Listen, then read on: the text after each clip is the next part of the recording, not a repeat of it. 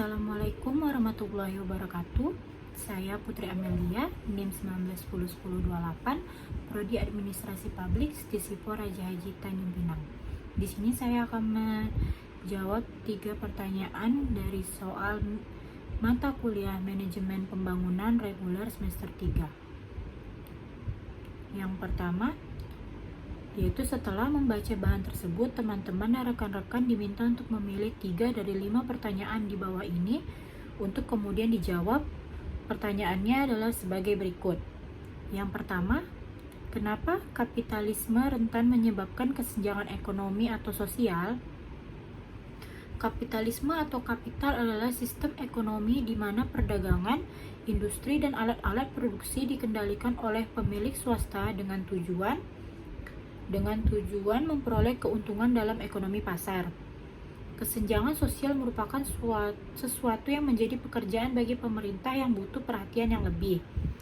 Kesenjangan sosial yang terjadi dalam masyarakat sangatlah mencolok dan makin memprihatinkan, yang perlu dibahas serta dicari penyebab-penyebab terjadinya suatu kesenjangan sosial.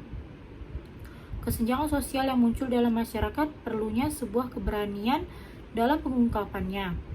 Kapitalisme tidak bisa dilepaskan dari rentetan peristiwa yang melatar belakanginya, baik itu yang berlatar belakang sains dan teknologi, politik, ekonomi, dan lain sebagainya. Sedangkan kesenjangan sosial adalah suatu hal yang menjadi pekerjaan untuk pemerintah yang sedang membutuhkan perhatian yang lebih banyak. Kesenjangan sosial merupakan suatu masalah yang sangat terlihat ketika masalah ini terjadi di masyarakat, dan hal ini akan melahirkan bibit-bibit penasaran akan penyebab dari terjadinya kesenjangan sosial dalam masyarakat. Ketika kesenjangan sosial terjadi di dalam masyarakat luas, maka perlu keberanian yang besar untuk mengungkapkan kesenjangan sosial ini. Dan akhirnya, kesenjangan sosial serta ekonomi merupakan topik yang menarik. Soal yang kedua, apa yang membuat kedikdayaan komunisme runtuh pada akhir tahun 1990-an? Komunisme adalah suatu paham yang mengutamakan kebersamaan ketimbang kemakmuran individual.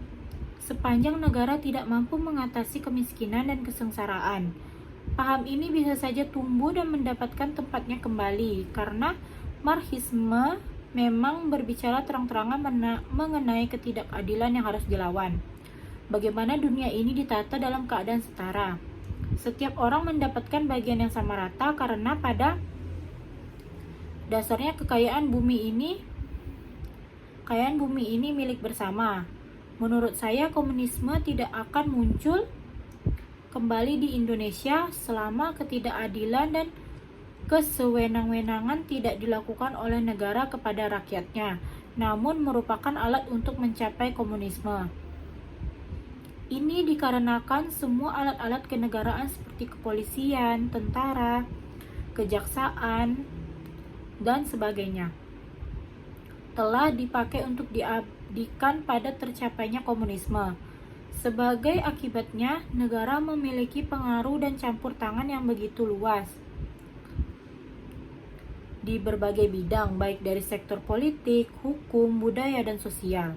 Kapital di Indonesia pada sejak akhir abad ke-19 meningkat dengan cepat, yang membawa perubahan besar dalam kehidupan ekonomi dan sosial Indonesia. Untuk mengerjakan bahan-bahan mentah, imperialisme Belanda mendirikan pabrik-pabrik, pelabuhan, dan jalan-jalan untuk kereta api. Tetapi semuanya itu sekali-kali bukanlah untuk memajukan Indonesia, melainkan untuk mengintensikan penghisapan kolonial terhadap rakyat-rakyat Indonesia. Yang ketiga, apa keunggulan sosialisme sehingga dapat membawa Tiongkok meroket seperti sekarang?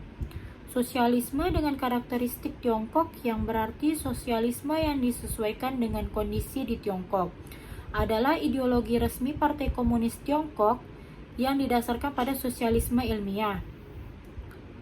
Ideologi ini mendukung ekonomi pasar sosialis yang didominasi oleh sektor publik, karena menurut Partai Tiongkok sedang berada dalam tahap awal sosialisme.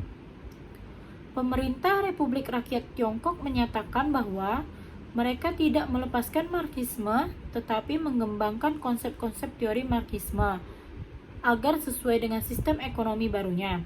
Ideologi sosial atau sosialisme ini muncul sebagai reaksi adanya paham liberalisme ekonomi serta kapitalisme modern yang sudah memuncak pada akhir abad ke-18 dan awal abad ke-19 Masehi di Eropa. Sosialisme muncul setelah terjadinya revolusi industri di Inggris yang telah menjadi penyebab terjadinya ketimpangan antara golongan borjuis majikan dengan golongan proletar atau buruh. Sekian dari materi yang dapat saya sampaikan, terlebih dan kurang saya mohon maaf. Wabillahi taufiq wal hidayah. Wassalamualaikum warahmatullahi wabarakatuh.